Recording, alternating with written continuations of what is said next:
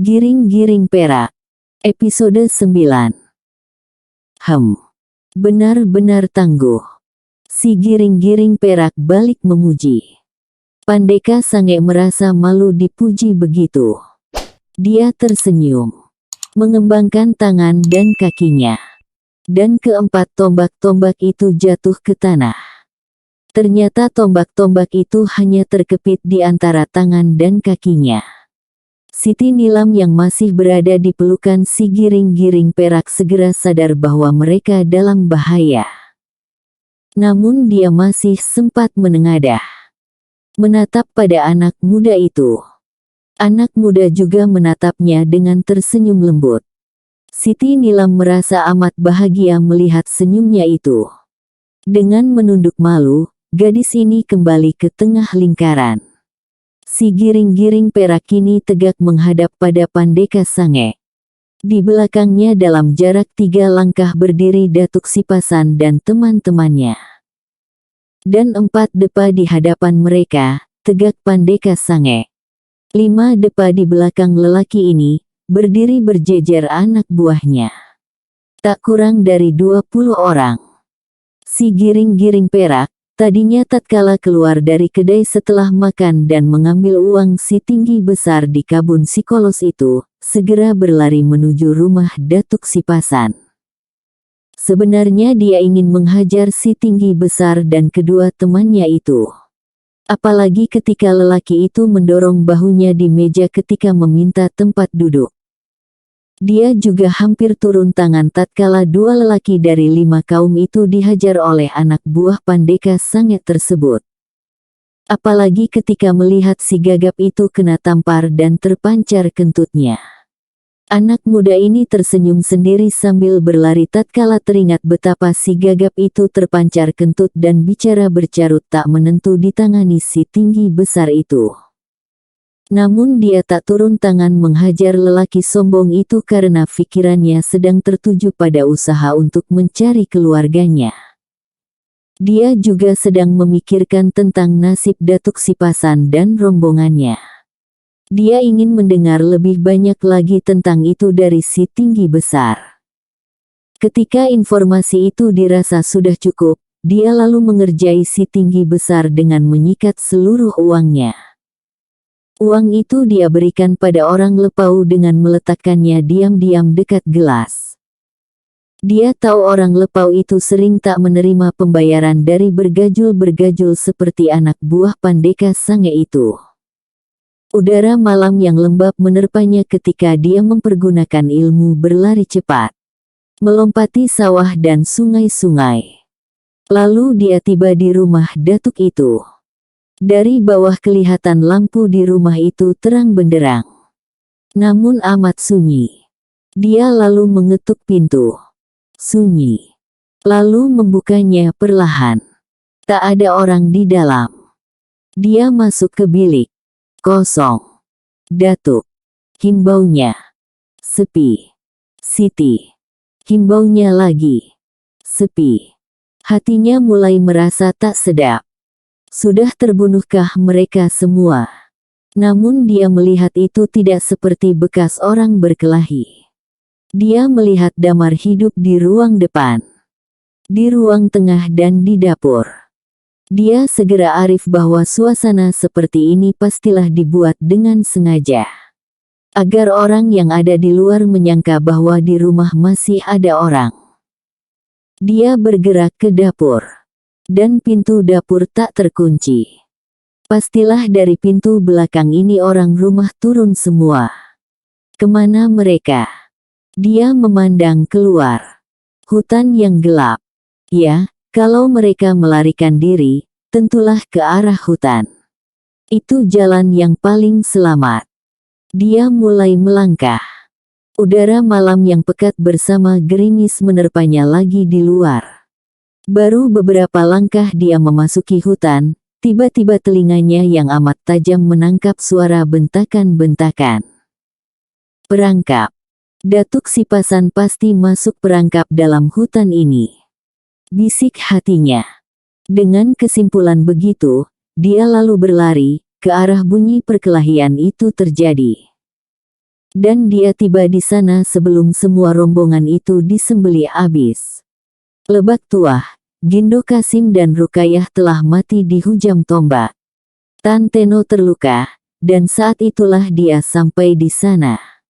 Dia berhasil menolong sisa rombongan itu.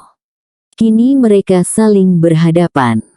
Si Giring-Giring Perak dengan Datuk Sipasan serta rombongannya tegak saling tatap dan saling ukur kepandaian dengan Pandeka Sange dan sekitar 20 anak buahnya dalam jarak tak lebih dari 5 depa.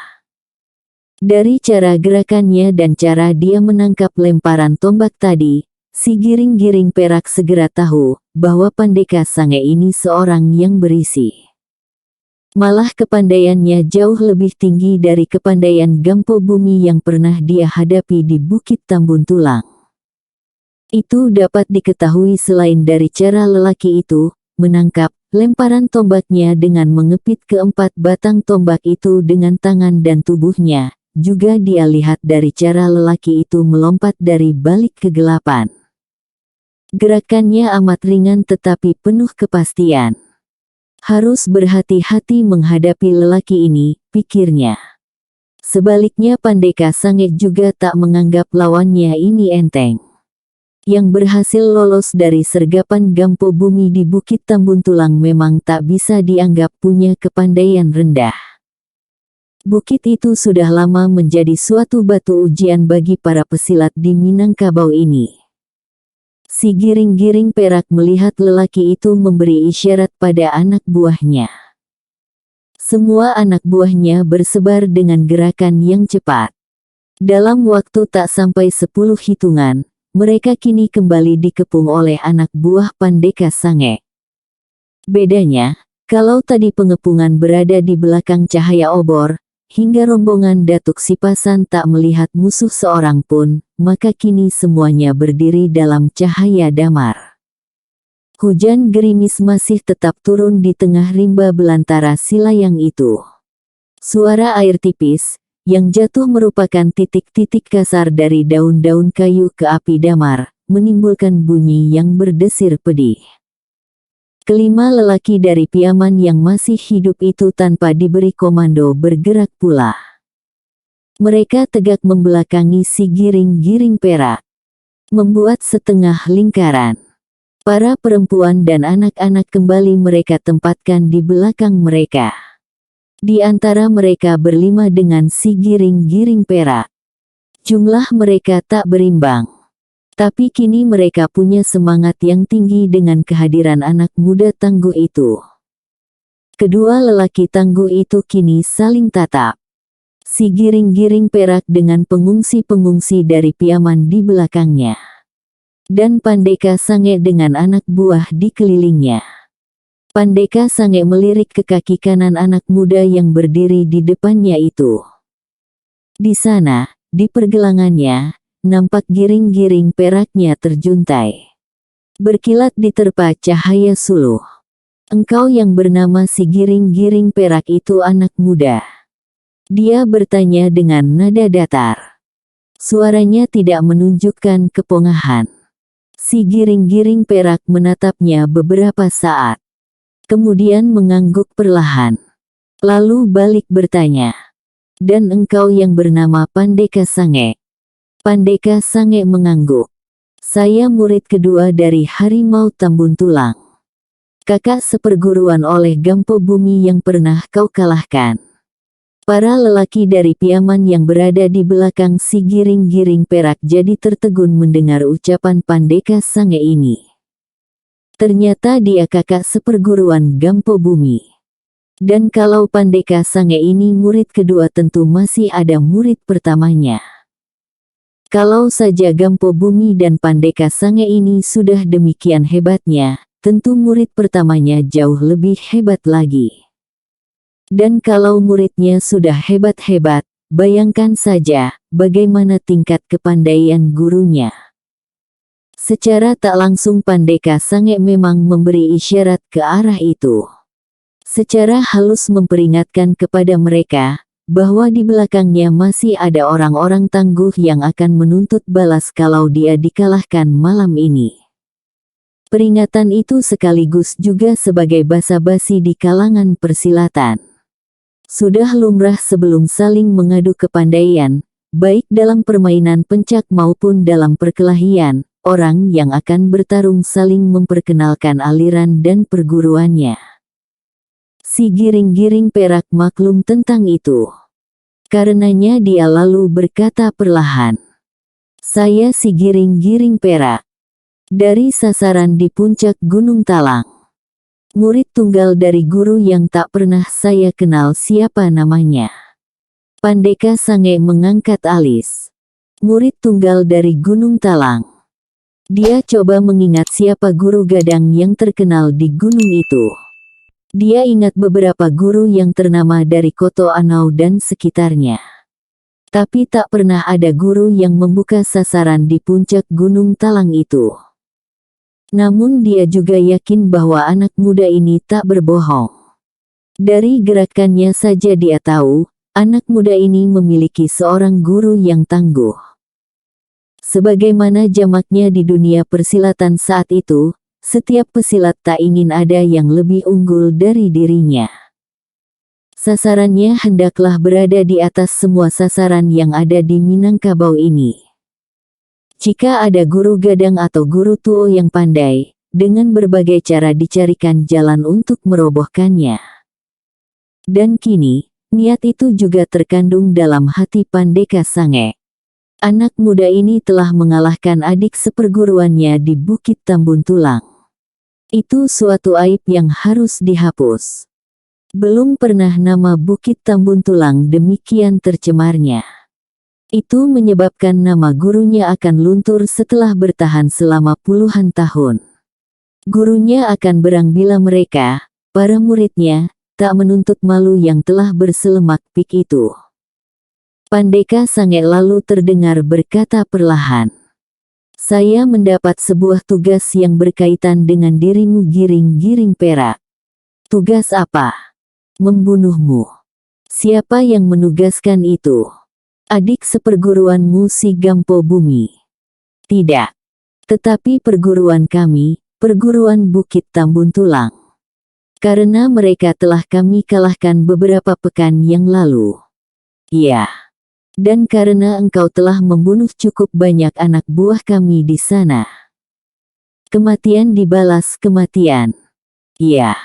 Bagaimana dengan rombongan Datuk ini, yang juga banyak yang mati hari itu?" "Itu urusan mereka untuk membalasnya. Apakah mereka mampu atau tidak untuk membalas?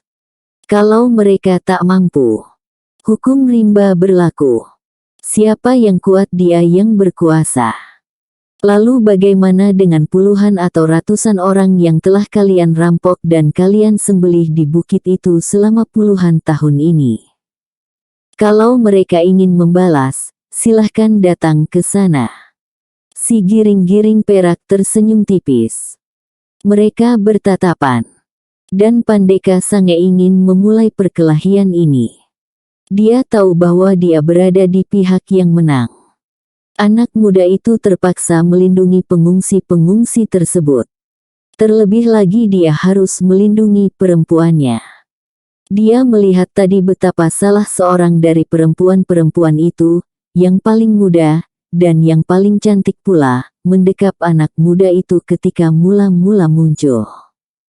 Nah, kelemahan itu akan dia pergunakan. Betapapun jua, serangan harus diarahkan pada dua sasaran.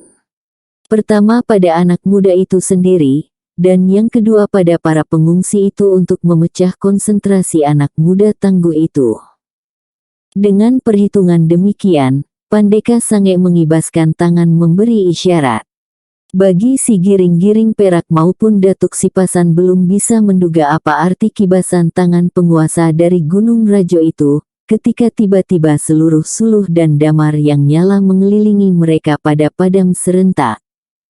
Ketika mata mereka masih berkunang-kunang akibat perubahan dari terang ke gelap itu, ketika konsentrasi mereka belum bekerja penuh, saat itu pula belasan batang tombak meluncur ke arah mereka dari segala penjuru.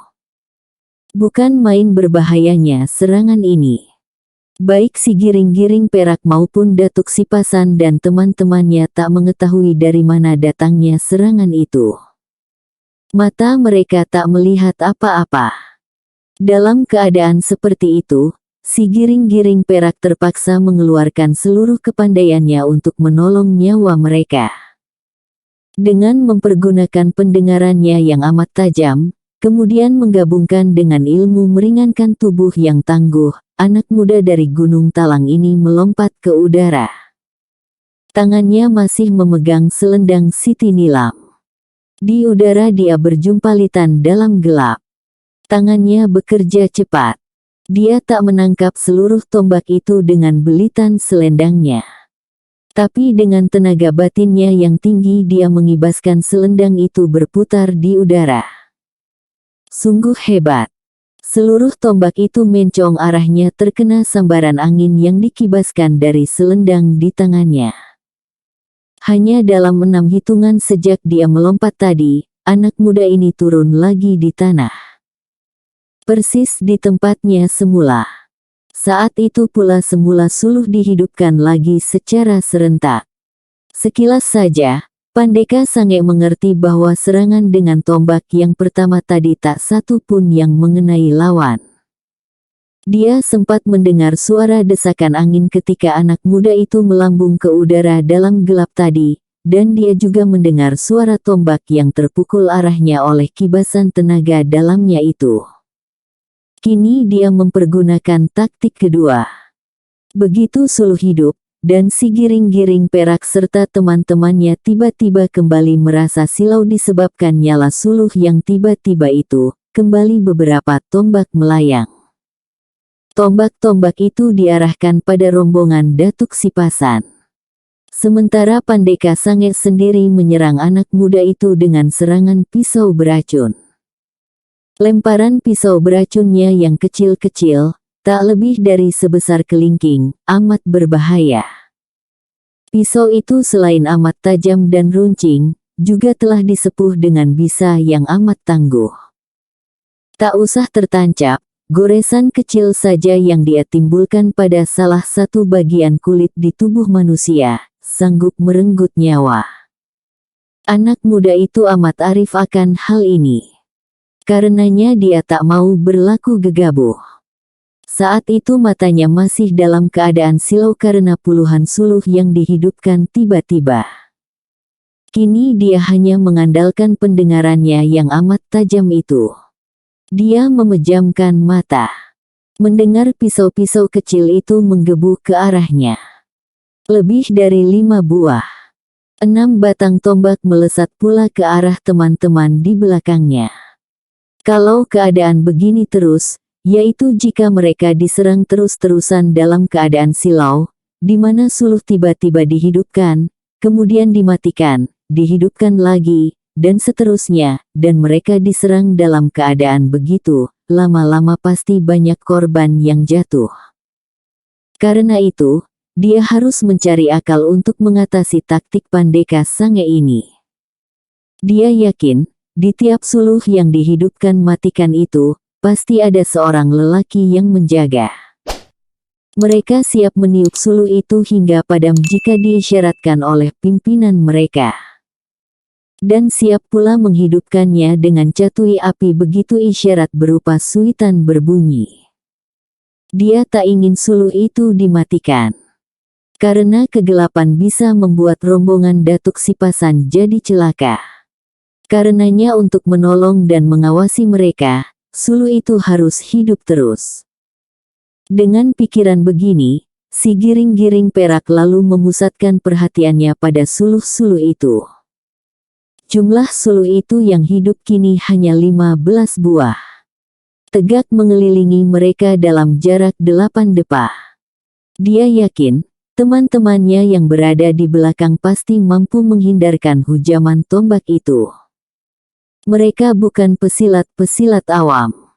Meski belum mempunyai ilmu tinggi, namun tidak terlalu rendah. Dengan berpikiran demikian, anak muda ini menanti datangnya pisau-pisau beracun yang dilemparkan oleh Pandeka Sange. Dia tidak mau mengambil resiko untuk menyambutnya, lalu melemparkan ke arah orang-orang yang menjaga suluh itu. Tidak, itu terlalu berbahaya. Karena itu, begitu pisau itu dia taksir berjarak 2 depa dari dirinya, anak muda ini kembali mempergunakan selendang Siti Nilam yang masih berada di tangannya. Dengan menyalurkan tenaga batinnya yang tinggi, selendang itu tiba-tiba menggeliat dan bergulung ujungnya. Kemudian dengan sebuah sentakan keras, gulungan itu lepas dan terdengar suara letusan kecil. Kibasan ujung selendang itu membuat pisau-pisau kecil tersebut seperti membentur dinding karet yang liat dan kenyal. Senjata itu berbalik arah dengan kecepatan lebih tinggi dari saat dia datang tadi. Pandeka Sange sudah menduga bahwa anak muda ini pasti sanggup menangkis serangannya. Beberapa pisau-pisaunya akan dipukul berbalik menyerang dirinya. Dan hal itu ternyata benar. Pisau-pisaunya itu berbalik arah. Malahan dengan kekuatan dan kecepatan yang lebih hebat dari yang dia lemparkan tadi. Dia melambung tinggi sambil berkata, "Bagus." Dalam melompat itu, dia menghantamkan sebuah pukulan tenaga dalam kepada si giring-giring perak.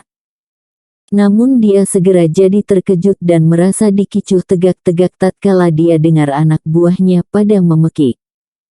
Dia tak jadi menghantamkan pukulannya, tetapi turun kembali cepat-cepat. Dan dia segera sadar, senjata rahasia yang dilemparkan tadi, dan dipukul berbalik, ternyata bukan diarahkan pada dirinya, melainkan pada anak buahnya. 4 orang anak buahnya yang tegak menjaga suluh melosoh jatuh dengan dada dan jidat ditembus pisau beracun milik pimpinannya sendiri. Saat dia turun itu, suluh yang lain pada padam. Tapi yang 4 buah itu masih hidup. Pandeka Sange ini segera tahu, keempat anak buahnya itu telah pugat oleh pisau beracunnya. Luar biasa.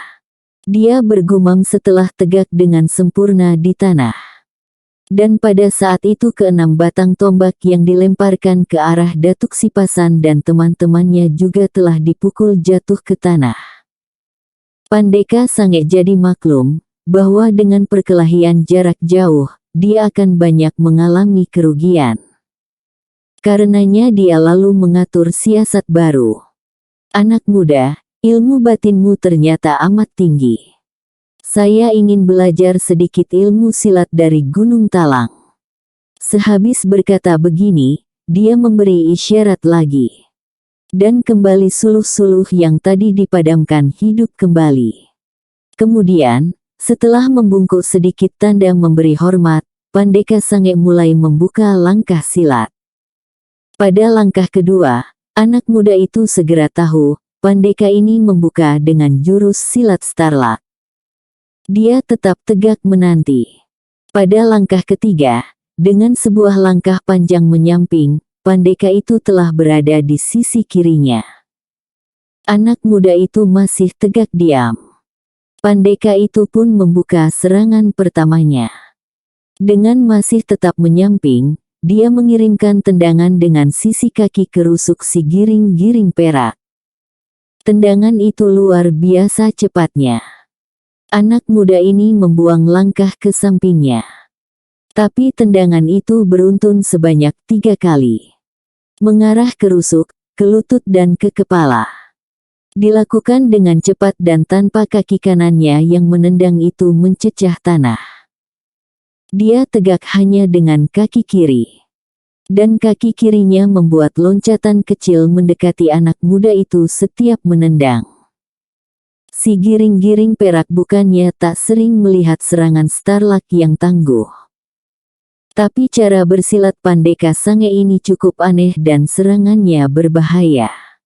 Ketika dia terpaksa membuang langkah ke kiri menghindarkan tendangan ke kepala, Pandeka itu tiba-tiba menarik kakinya dan kini ujung-ujung jari tangannya menghunjam ke dada. Ujung jari-jari yang dirapatkan itu seperti ujung pisau melaju ke arah jantung. Kembali si giring-giring perak dibuat kagum dengan kecepatan lelaki ini bergerak. Jurus serangan keempat ini dia hindarkan dengan merendahkan diri. Tapi serangan berikutnya benar-benar membuat anak muda ini tidak hanya sekedar kagum tetapi juga kaget.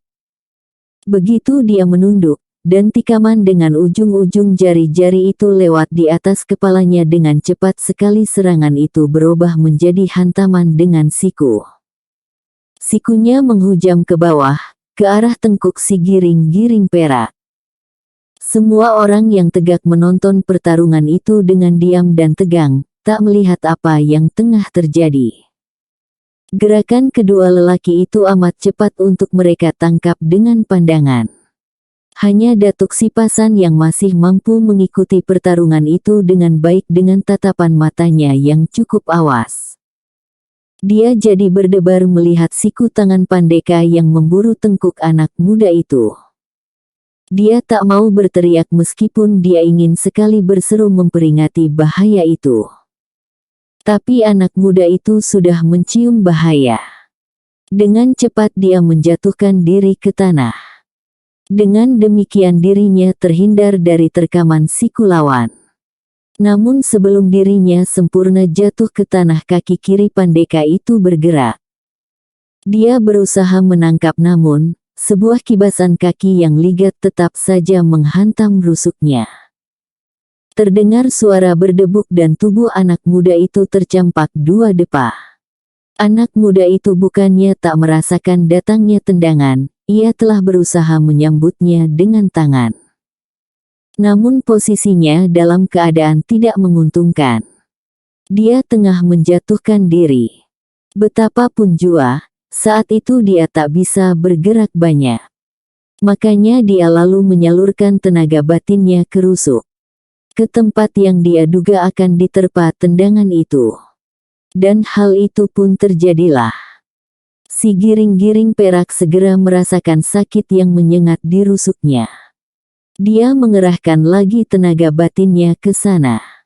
Namun rasa sakit yang menyengat itu masih membakar.